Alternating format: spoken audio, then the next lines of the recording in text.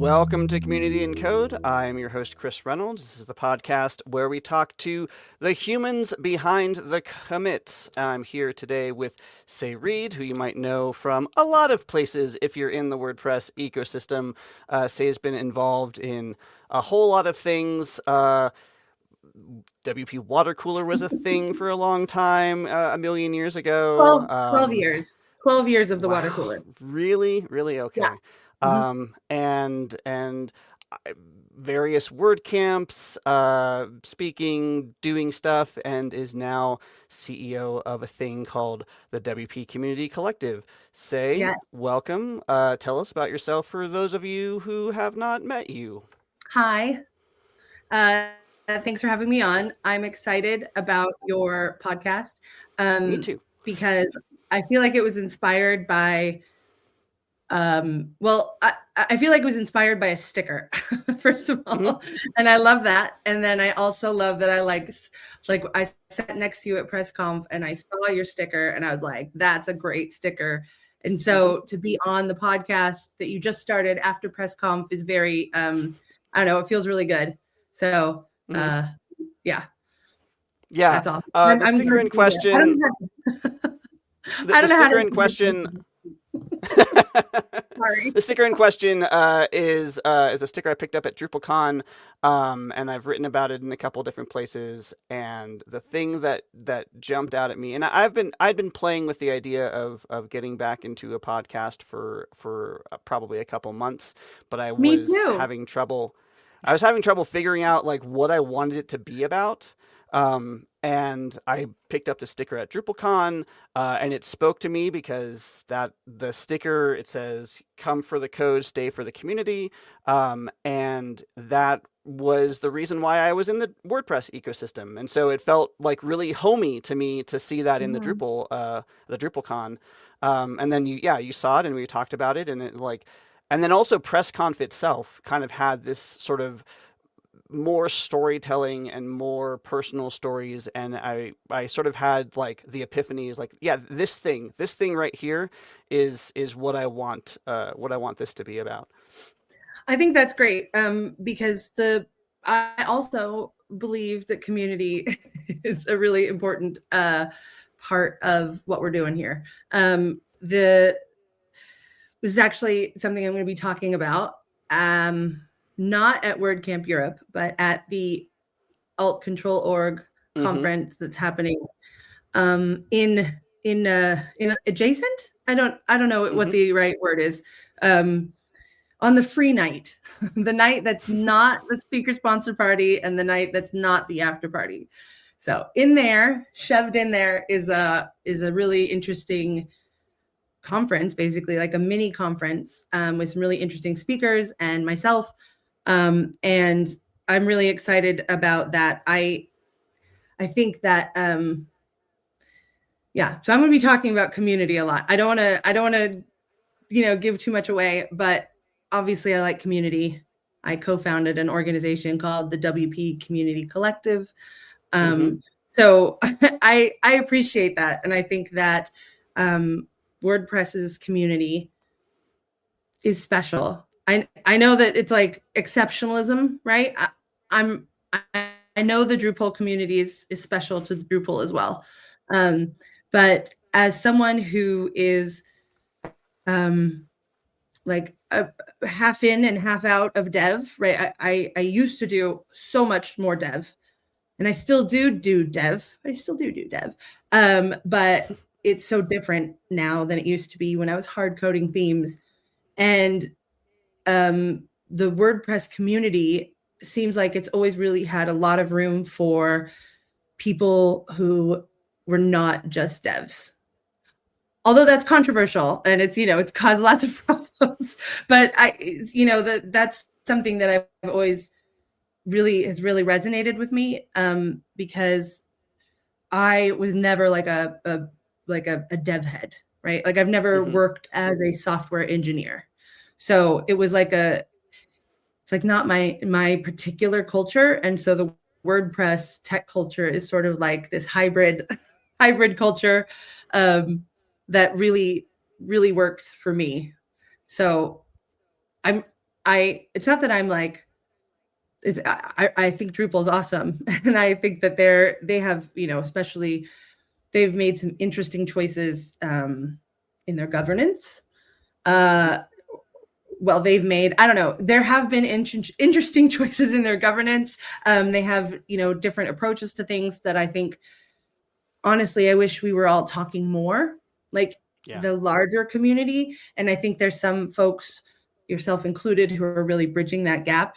But that's only ever been kind of my like my barrier to Drupal, is that it was so much more dev heavy. And so I think that's changing. Not that this is about Drupal, but I think it's changing. I mean, I don't want to. It's not a. We're not going to get into a Drupal versus WordPress podcast necessarily, but I do think like I was very much the same. I feel like whenever I opened Drupal, I felt intimidated by just the interface, as opposed to WordPress, where like, I don't know, it felt simpler. It felt like it made sense. Like I was also super intimidated by like Joomla and like Magento and stuff too back in the day. Oh my God, like Magento! I haven't thought about Magento in a long time. Too many menus, too many things, too many like clicks. And Magento was rough. I built some carts in Magento. Yeah, that was me too. Yeah, that was a long time ago in a galaxy far away. I do feel like Drupal is getting a little bit better, particularly with their latest version and their emphasis on Drupal CMS, which is sort of like a layer on top of Drupal that just makes it seem easier menu system, a lot more visually pleasing, and sort of like a recipe based system that like sort of like tunes the site for what you want it to be. I think all those things are really interesting ideas. But yeah, very similar. They're also doing some really interesting things in their community. Yes. Probably because but I don't want to speak out of turn, but probably because they didn't do as much heavy development of that side of it earlier. I feel like they're able to iterate now, sort of in the more like aware space, where exclusion is not necessarily the norm anymore, or at least people are aware that it shouldn't be the norm. So I feel like they're developing sort of, they get like a little bit of a blank slate that they've been able to start with. It's not a totally blank slate. They have their history, as do we. But we've really been, solidifying these community operations in WordPress for a really long time. And so when you get that sort of, it's not even legacy code, right? It's legacy community. Right. That it can be, legacy, anything can be complicated. So, but they are really doing some interesting things. I am particularly interested in funding contributors. Just even the concept that people, should be paid for their work when it's, volunteer. I am not against volunteering. I think this can be really complicated, but I think that there has to be, that can't be well, it's already the foundation of everything, but it can't be built on the backs of people for a long time. You can't grow what we've grown and just be like, we're just going to extract more value from these people continually. And, for me and the work that I did, especially on the marketing team in 2023, I was really active in, was really spearheading moving the contributor, what's it called? The contributor questionnaire. It's sort of like a, what team are you on? Like sort of an onboarding questionnaire. It had been created for WordCamp Europe, and then we were able to like get it fixed and do all this stuff. We did it was a lot of work to move it through the system, but we created a /contribute page on Make that allowed you to look through the different things and put in some of your interests, and you could get, a little, it's like a little quiz, right? And here's what teams might be good for you. So I've been especially invested in getting folks to to join as contributors, as volunteer contributors. So it seems almost sort of difficult to reconcile that with the idea that I also believe that, you know, people should be compensated for their labor, but it's really more about the level of work.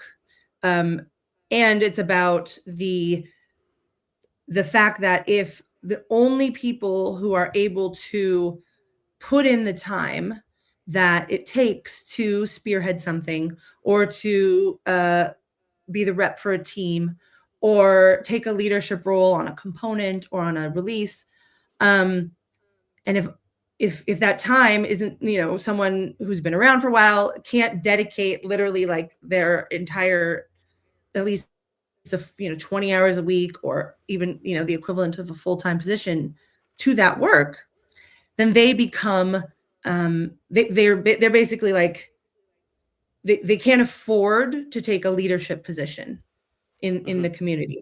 And so at that level, what ends up happening is that the only people who are able to take a leadership role are people who are sponsored. And if we have a situation where the only people who are sponsored are, or at least sponsored in a way that's sustainable for them, not like, you know, periodic bursts of GitHub sponsor monies, then that becomes, it's only being funded by companies who are paying their staff to contribute. And then what we lose is that independent component. So I feel like obviously there's growing pains in all of this, but I think that even though those are sort of conflicting ideologies, yes, volunteerism is important, and yes, you know, people should onboard and can give back and give their time. And then at the same time, how can we make sure that at least the foundations of this are sustainable and aren't extracting value from its own community, just sucking it up. Yeah, I want to circle back to your sorry, so many things I say in marketing at some point in a minute, but I also want to touch on like the idea of volunteer labor for an open source software. I was for a long time, you know, used Linux for a while, like from the time that I knew that it existed, was like I was interested in this idea of free and open source software, and that there's an operating system that was just totally free and just community contributed. And it was like this amazing, like anarchist, like ideological raw thing for me, punk rock thing. And then I think about something like the specific sort of products of that is like, okay, so you've got an application like GIMP, which is the new image manipulation program, which is like the open source version of Adobe Photoshop, right?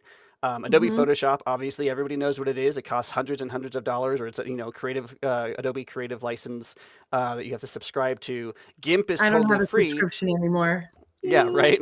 No, who can afford that? GIMP is totally free, and you can just download it and run it on your computer. But the interface is not as easy to use. It's not as pleasing. It's a little bit, I don't know, janky. And like legacy the reason why. Yeah, the reason why is because Adobe can hire like tons and tons of very talented UX engineers, and like, you know, also like have AI built into the thing. And if you're just doing a open source thing, it's always just gonna kind of be at that level of almost like there's a level, I don't want to call it hobbyist, but like it feels like if you compare apples to apples, GIMP versus Photoshop, like GIMP feels like, okay, somebody just threw this thing together. I don't think I'm supposed to say that anymore. Probably. I don't think that's appropriate to say, actually. I apologize. I've always, you know, not to get on a tangent, but I think that some of the names in tech are just like so clearly, they're awful. Like they're really awful. Like we've changed some of them, you know, like, well, whatever. I think GIMP is still pretty bad. Gulp. I'm just like, can we stop? Just like Gulp is yeah. Really just not a fan. But yeah, I think that it doesn't have to be like that. It doesn't seem like it does. Yeah, it could be different. I think Yeah. it could be different. I think that uh, man, there's so many reasons that things like that happen, but community dynamics are a big part of why things don't flourish. And because it takes I don't want to get too far into my I'm going to give my whole talk away about at all control. But the how do I say this without saying this? Basically, the important part of the community in general is that we are working together, right? It is that like that's a big part of it, right? You have all these people, and if those people can't get along, or if there isn't a structure for those people, then everyone kind of does their own thing, flails around, and doesn't work to a singular purpose, and doesn't, if there's the reason that it works for Adobe is because Adobe says, hey, person whose paycheck I am signing, whose employment and life I fund, do this. And that Hmm. person says, yes, I will do that. Right. Yep. That's not I think that we actually right now in the WordPress community, well, over the past year and a half, we have really seen that come to a head in WordPress, where what the community wants and what is being paid for is diverging, right? Mm. And that's been happening. One might argue that's been happening since Gutenberg, Yep. but one could make that argument. One I will could. not make that argument right now. I'm not. We are where we are, but it's really about what we value, right? Like what because I don't know if we value having this access, then we need to prioritize that. But it's hard, I think, for us people, human beings in the now, to imagine just the timeline of those things going away, right? So we don't necessarily see the immediate value of contributing to, let's just say, GIMP, right? As opposed to just buying Adobe. Hmm. So if we can't see that value, then the daily cost benefit that we're all doing in our daily lives of time versus energy output, you can be like, well, I could work to make this better, or I could just pay Adobe and go on my way. Yeah. Um, and ironically, I think as we have less and less time in this late stage capitalism era that we are in, right? We have to work harder and hustle to make rent, to make our basics, to pay freaking health insurance. At least here in America. I don't know how it is in other countries where they have like free healthcare and stuff. I don't know. Anyway, but here, we really have to hustle. And so that cost benefit analysis, really starts to skew.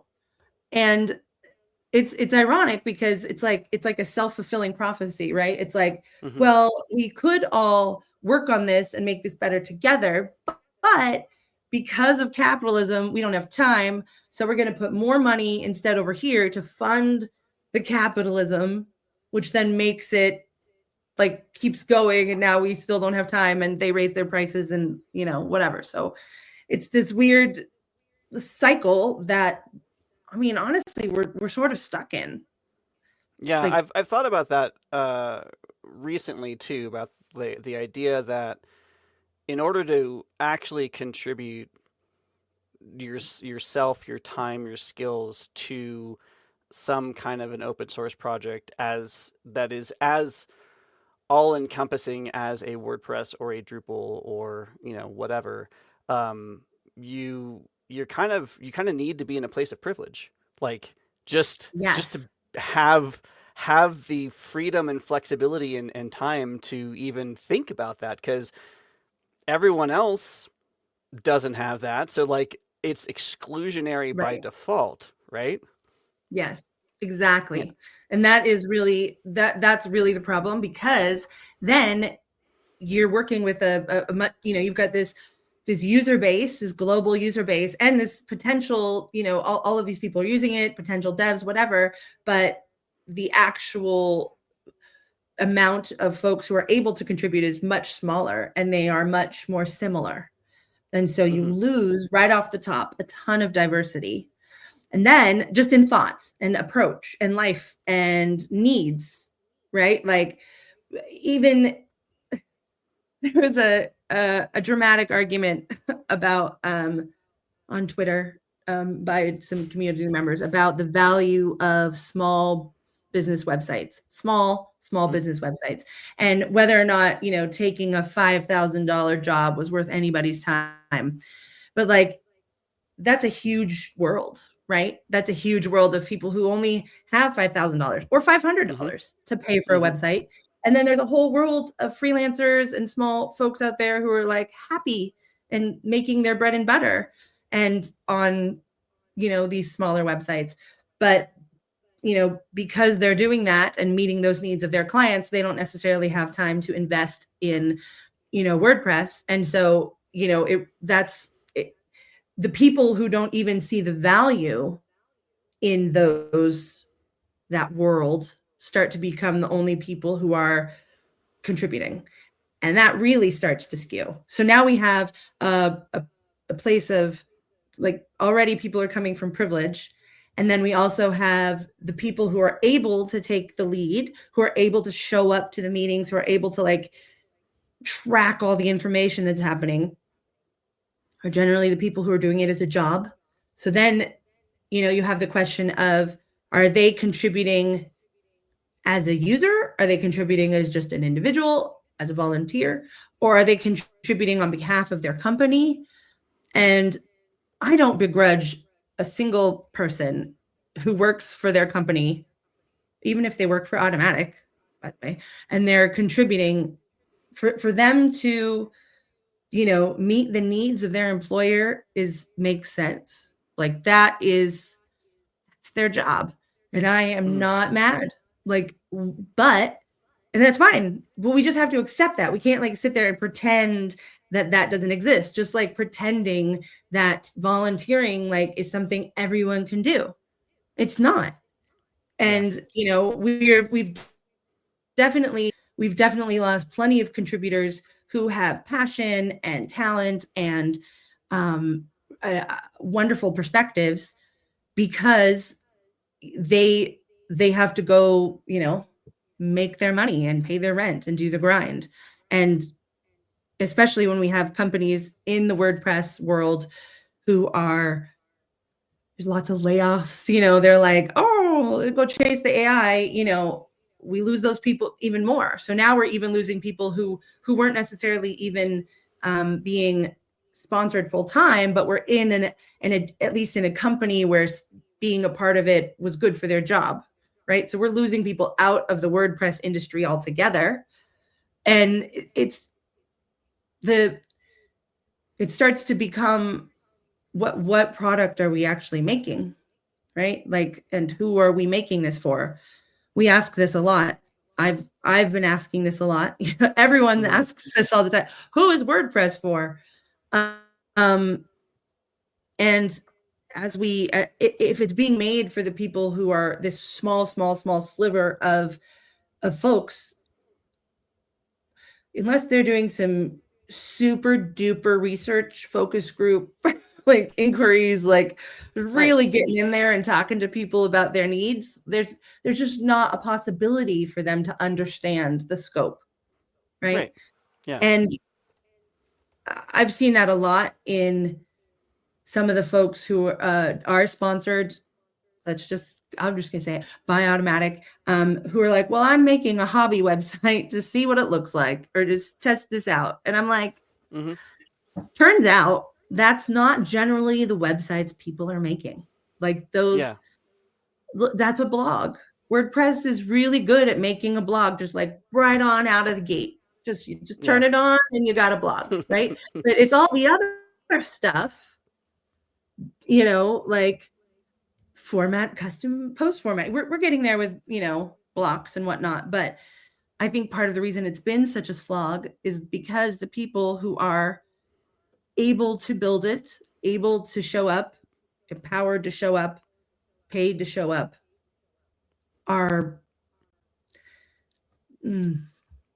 I almost said something that probably wouldn't be nice. It's not that they're LARPing. Like LARPing is that sounds wrong, right? They're not like not totally LARPing, but if you are making a demo website to test it out, like not just for testing purposes, but to like, I don't know. It's just not a real world example. And Yeah.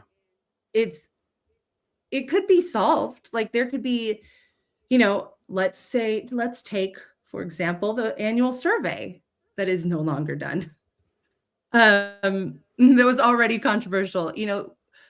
That survey had every opportunity year after year to really find out like about features, about the software, like about what people were using it for, to really ask questions, to understand not even just what the community, the contributor community of users was saying they need, which I still think we should listen to those people also, but also even just the bigger bucket, right? But that was that was never even on the docket. So I think that's probably really frustrating for me in general, is just like, if it's just being made, I mean, that's really the impetus for this, right? If it's just being made by the small sliver of privileged people who are just being employed and to do this thing and aren't in the real world solving the problems, then what is this? What is it? What are we doing? Then it's what's the difference between that and proprietary software at that point? Right. Let's rewind a while. You can interrupt me, by the way. It's fine. No, I'm gonna let you. I'm gonna let you roll. No, let's rewind to what sort of got you started thinking about this. What drew you to WordPress in the first place? Let's sort of like what's the trajectory from, say, like starting, even knowing what a WordPress was, into building this what a WordPress was, into building a non-profit organization around this. Yeah, well, that's quite a journey, actually. Yeah. My WordPress origin story, which is on my bio, by the way, which on my WordPress profile, which you can now go see, because if you have I think it's right now, if you're activated, your bio is available. Unbanned, we can see our origin story, because see my origin story. So anyway, so essentially, I have a super geeky brother, and I had a super geeky best friend in high school. And my super geeky brother told me I would like CSS, and he was right. So I got really into CSS when it first started, just ye old original CSS. And then I had a bookstore. I opened my own bookstore in 2003, right after I graduated college, here in Long Beach. And I had covered. I was into tech the whole time. I had covered tech as my like journalism beat. That was my major. So 2003 was still pretty early on. I've been making, HTML websites since GeoCities. So I needed a website for my business, right? For my bookstore. Super fancy. And my fabulous bestie made a WordPress site for me. She had a hosting company at the time, and basically was like, here, we got to set up. And then I just started using it. And then, of course, because of my CSS background, and HTML background, I was like, oh, I actually remember I was trying to do something in it. And I kept calling my friend, her name's Brianna. I kept calling her and like asking her what to do. And finally she was like, oh, get this developer tools thing. Like, I think it was like in Firefox still. Like, I don't even know what browser it was in. And I was like, oh my Lord, the world has opened up to me. And that was I was like, oh, wait, I can do this. And PHP is very language based. And I was able to like learn to speak PHP.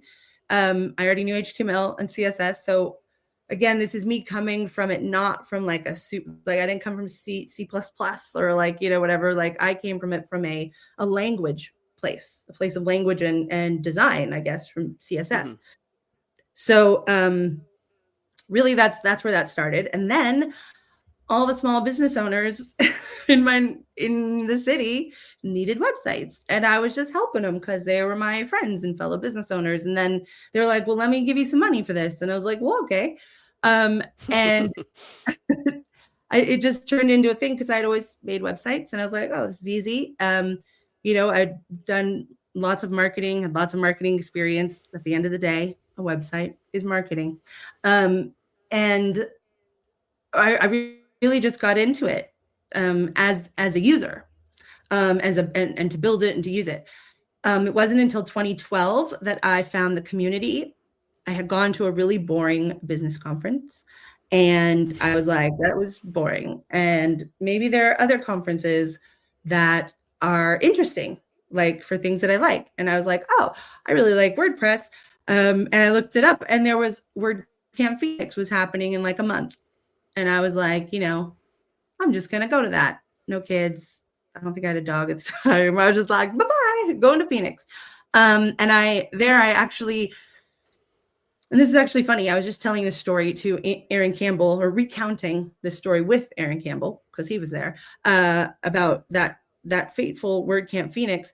I just sort of stumbled into, like, I just met the community, and there's awesome WordPress contributor named Sarah Cannon, who's, I don't know, she's not really involved anymore at all. She did this awesome presentation that I actually still have parts of it printed out. It's just been on my wall for a long time. Be the Unicorn. And what is the other one? Trust your instincts. Those are very important things. So they stay with me forever.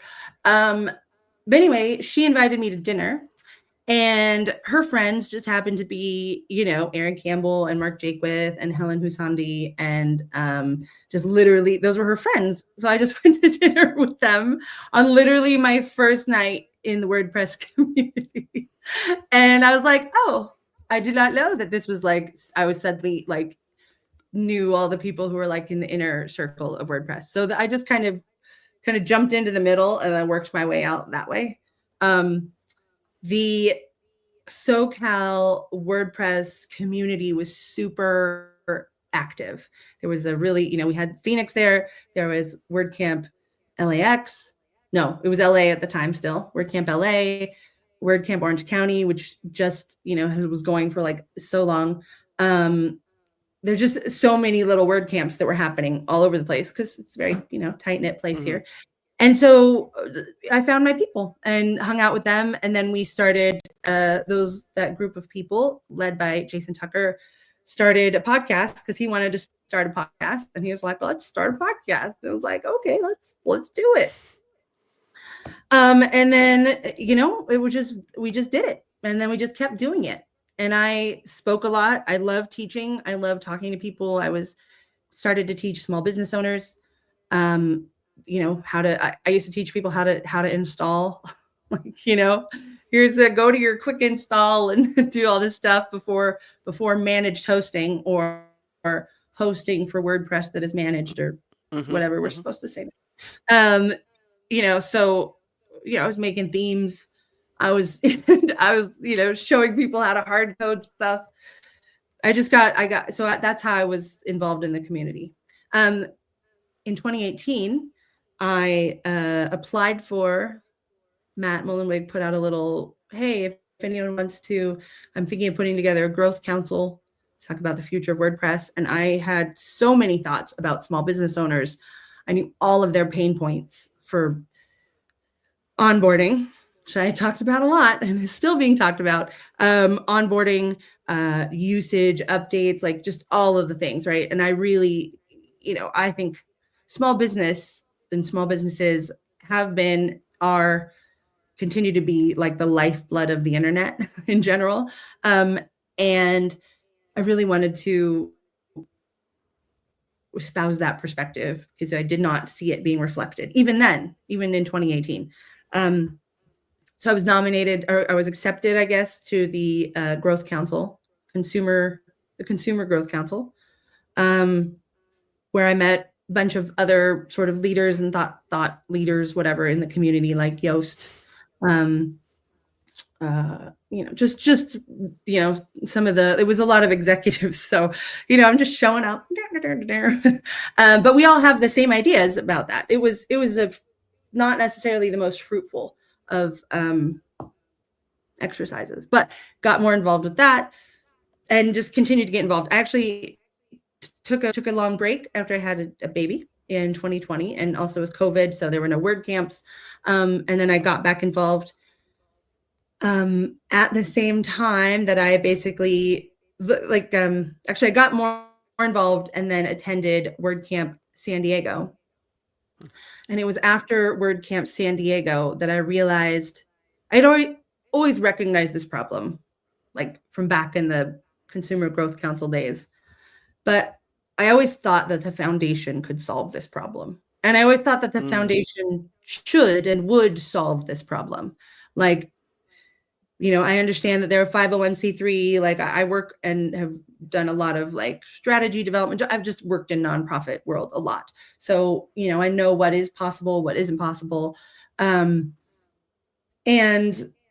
at that WordCamp, Matt Mullenweg got up on stage and said explicitly that the foundation would never pay anyone to work on WordPress, would never going to hire anyone, was never going to have employees, was never going to do that explicitly. I was like, done. And I was like, well, I guess we won't be, conflicting with the foundation if we do this.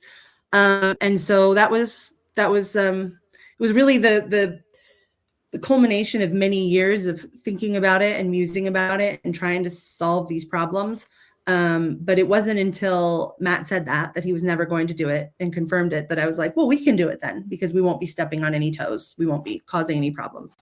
So that is how that started. That was a very long story I just gave you.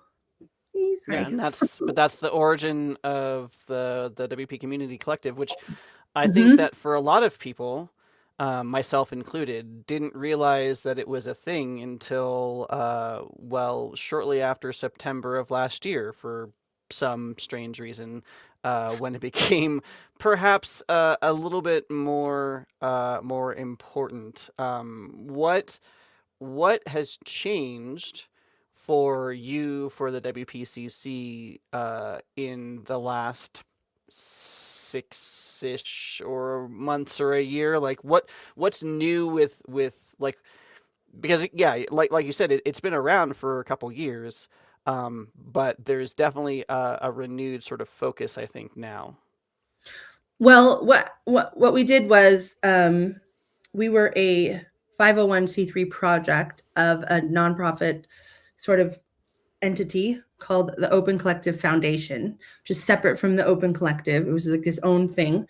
And in January or February of 2024, we got a letter that said they were shutting down. And the reason they were shutting down is because basically they had said they had brought on too many sponsored projects and they weren't being able to manage them. And the IRS was like, you were breaking rules.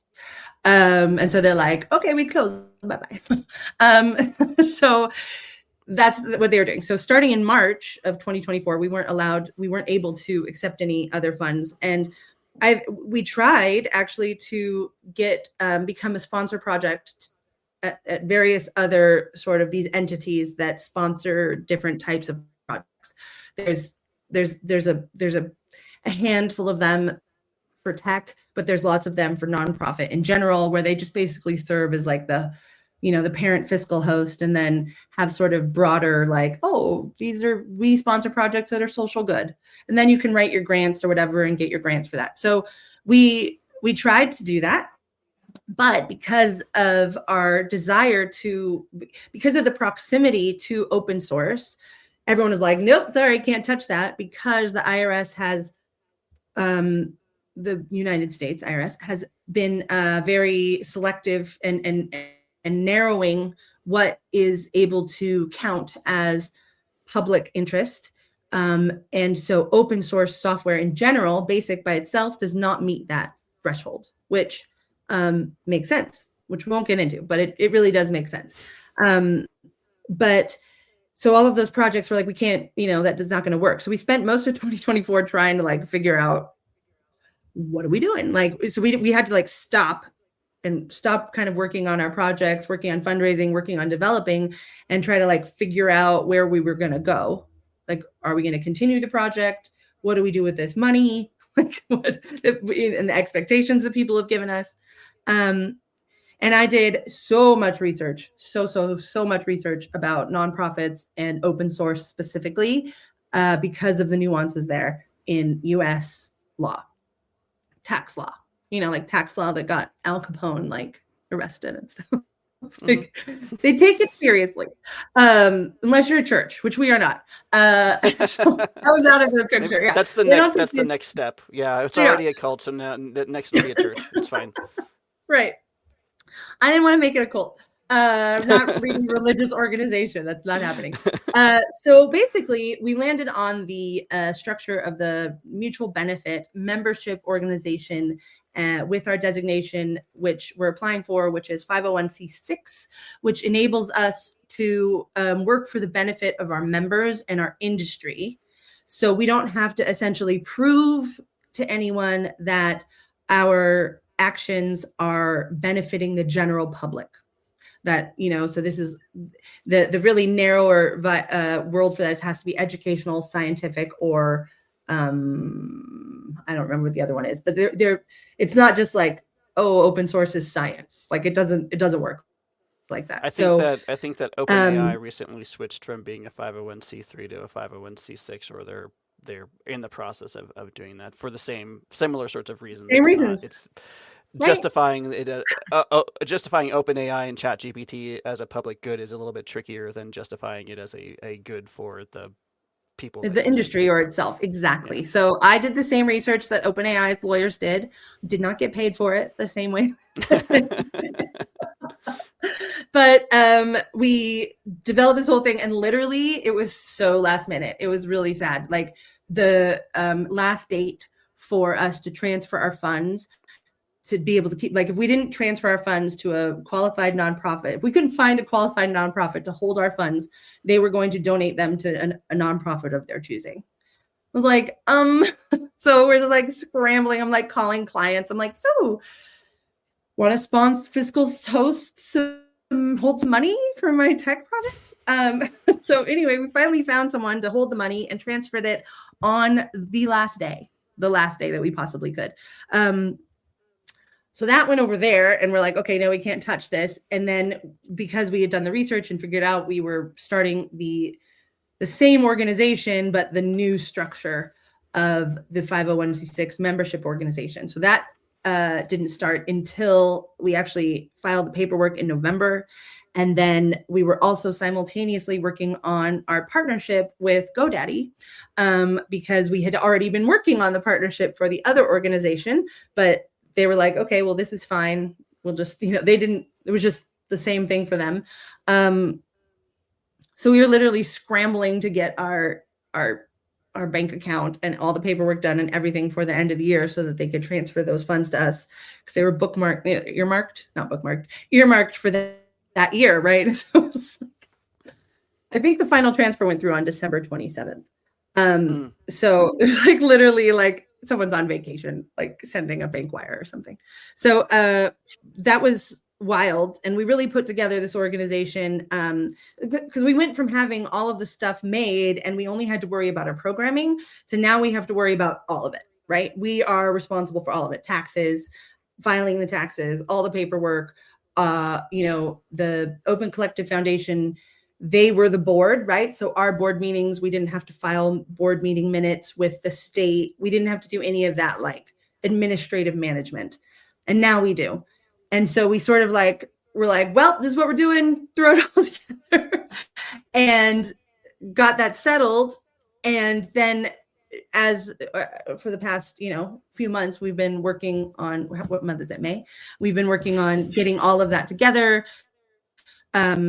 it's a very slow process to write. We had our first board meeting where we had to write the bylaws, and you have to write the articles of incorporation and fix them, and then you have to approve them in a formal meeting. And there's just, we're really trying to, like, in addition to there being rules that we need to follow, we are also very much conscious of the fact that we're setting the precedent for this organization, right?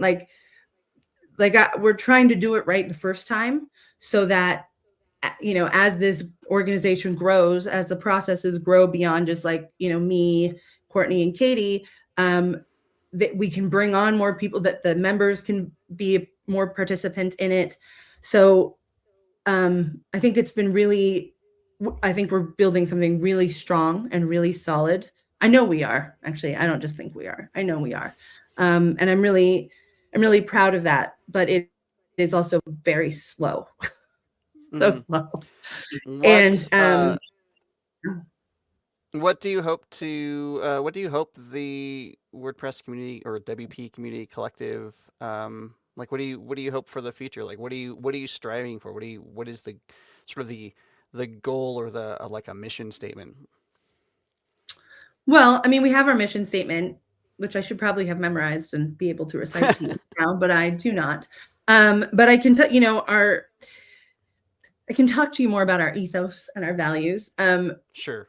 Our ethos in terms of the community, though, is really, we want to be able to be the voice of the community. We want to be able to have a space where the community, and this means the human beings in the community, are able to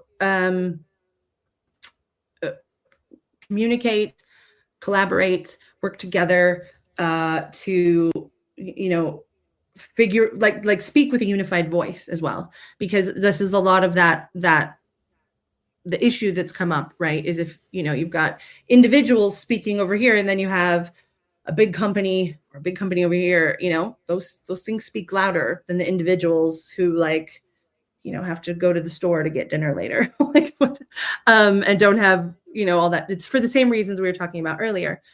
So that is really important. And then, it's also the idea that together we all, especially for WordPress, so we've expanded so that we are able to work with other sort of adjacent areas, open source in general. So, we can support the downstream and the upstream, and also, we could collaborate with Drupal, for example. But I totally got distracted because I just collaborating with Drupal, and I wanted to say something about that. But yeah, it's at this point, it's not just about the voice. It really is about the humans, because it's easy to just brush off the community as this entity, right? The community does this, the community does that, but we are all a bunch of individuals in here, in this community, right?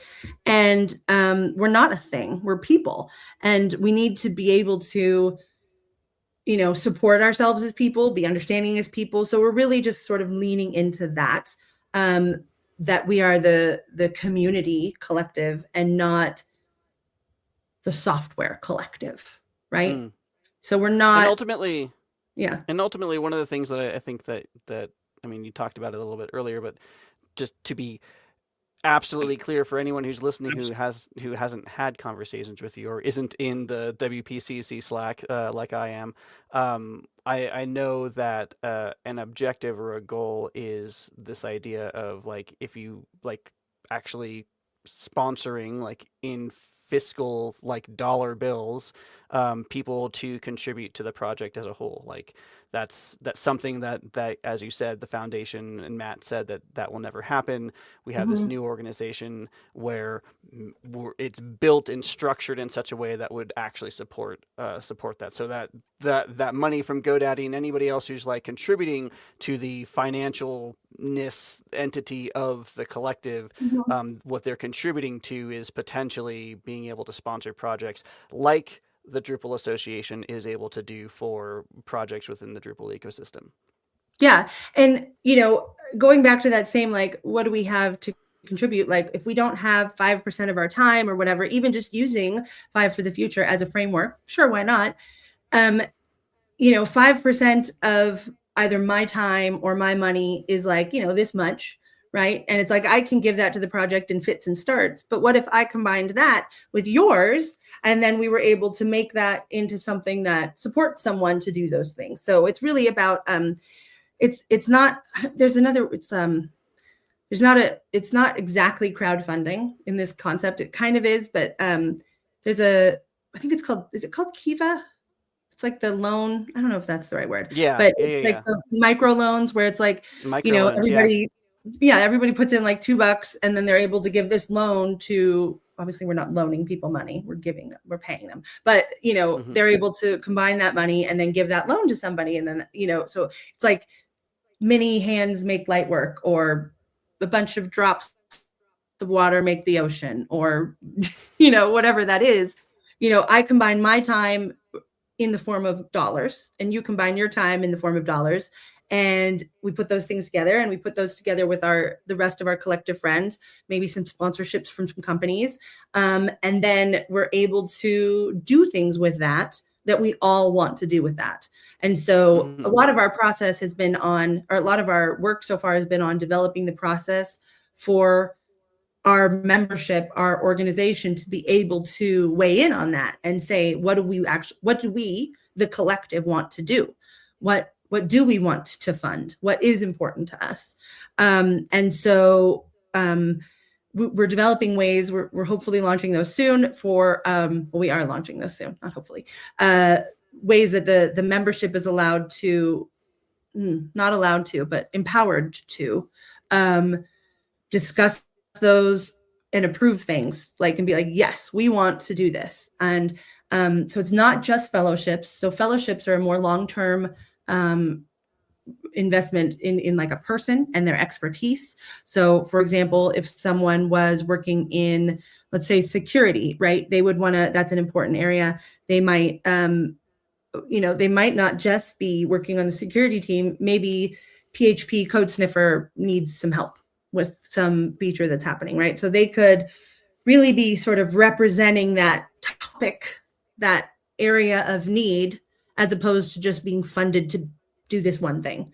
So that's more of a fellowship. And then we've developed projects, and the projects are much more contained and specific, where we're saying, all right, we're going to do this thing, whatever that is. And it doesn't have to be, it's not like we're doing this thing forever, right? We're doing this thing we're going to do a 3-month project. Here are our goals. And we're going to pay more than one person to work on this. Like, it's not just, they're not like a fellow. It's like, we're going to fund this project. And so that's, I think, really powerful in terms of having that contained, defined focus that we can all get behind. So it's not like we have to all agree on every philosophy of where we're going in the future. It's like, if we can all agree that we should do XYZ for 4 months, and we want to accomplish this, and we think it'll take this much time, and here are some people for it, right? And we're all like, yes, that sounds like a good plan. And then that's how our dollars combined can actually make a change, that we're not all having to do it ourselves. I'm not in core dev, putting patches in. That's just not where my expertise lies. But I do still want to fund important things, and I want to lend my support to those things. So this is really a mechanism for us to do that, and not just like a Kickstarter where someone over there comes up with something and then we fund it, right? This is, we, the collective, are coming up with things ourselves and then funding our own things. And yes, other people can fund them, right? Or they can join and fund them and fund, and it's going to actually take a lot of work on behalf of the members also to fund things that we want to do. But if we all want to do it and we're all working on this together, it's really like breaking down the bigger picture into these smaller projects so that we can align, because we can align and we can do things if we all have a narrow enough scope that we feel confident that it's not going to represent or do something that we don't want it to do. Like, I think that is, for me, that's always been sort of not even a concern necessarily, but like why I don't necessarily see super value in like random, like the Patreon model. Like the Patreon model is also awesome, like the GitHub sponsors, but I can't expect to get anything out of that, right? Like on Patreon, I might get like, you know, some posts or like whatever. Mm-hmm. But really, like when you're sponsoring someone like that, it's not to get something, right? You're just sponsoring someone. So that's great. There's nothing wrong with that, but it doesn't necessarily accomplish the goal of getting the things done because you're not telling that person what, you know, you're not like instructing that person. So you Mm-hmm. lose that. They're working on whatever they want. You're like, go you. But this way, we will all be able to really define what we want to work on, do sprints, you know, it's a thing, and build things that are like small fixes, you know, small little features, you know, canonical plugins, you know, things like that, that really we all want, but we don't, when we're all working separately, we can't make them happen. So that's my, Well, it's so thank you very beautiful. much. Thanks for coming on and talking to me Absolutely. and being one of our first guests on Community and Code. What events? Where can people find you in person or online in the next few months? Well, I will be at Alt Control. I will also be at WordCamp Europe, though not at WordCamp Europe Contributor Day at this point in time. You can Google that. The best way to talk to me is to join the WPCC. You just go to the WPCommunitycollective.com, click join, just do that. We'll pop you into the Slack. I love DMing with members. I think that's it's really kind of exciting that like that's like my job. Like if a member wants to talk to me, I'm like, your interests and what you want to talk about are actually really important to me, and so I get to talk to people. It's kind of exciting. I'm kind of into it. So that's really the best way if you want to talk about WordPress stuff. Or you can follow me on all the socials at Say Read Media. It's all of them. I'm on them. Whichever one you want. Well, Yep. thanks a lot again, Say, for coming Thank on. you, Chris. And yeah, looking forward to the future of the collective, of hearing back what happens at WordCamp Europe and Alt Control Org. I think that's a really cool sort of side thing. And yeah, looking forward to chatting again.